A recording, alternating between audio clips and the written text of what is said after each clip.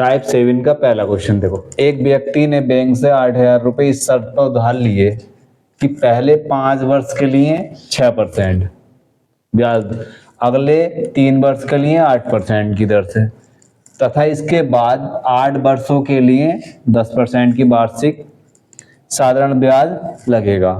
यदि वह 12 वर्ष के अंत में उधार लौटाए तो उसे कितना ब्याज देना पड़ेगा। देखो प्रिंसिपल कितना है उसने लिया है 8,000 रुपये।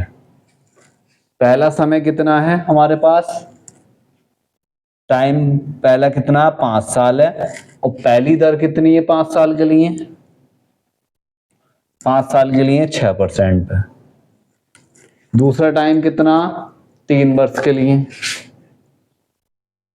3 साल के लिए दूसरी दर कितनी है R2 कितनी है 8%। अब हमारा कितने समय बाद ब्याज देना है उसे, 12 साल, 5 साल तो ये हो गए, 3 साल ये कितने हो गए 8, तो ये जो अगले 8 सालों के लिए इसमें से कितना तीसरा टाइम कितना होगा हमारे पास 4 साल ही तो होगा, कि 5 3 8 और 4 12 साल। अब दर कितनी है, तीसरी दर कितनी है 10%। तो देखो यहां से हमारे 5 साल के हिसाब से दर कितनी बन जाएगी, 6 पंजे 30% ये बन गई। 3 साल में 8 की दर से 8 तिया 24% ये बन गई।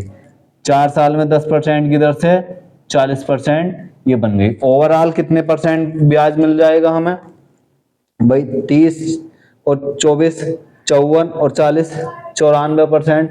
तो प्रिंसिपल का हम कितना निकाल देंगे 8,000 का 94%। ठीक है, डायरेक्ट हम कितना निकाल देंगे प्रिंसिपल का 94%। ठीक है, तो 94% निकालेंगे तो 2 जीरो से 2 जीरो, तो यहां से हमारा जो ब्याज आ जाएगा वो कितना आ जाएगा 0। 8 चौक 32, 3 8 9 72 3 75, तो कितने रुपए देगा ब्याज के रूप में 12 वर्ष बाद 7520 रुपए। ठीक है, समझ में आया। तो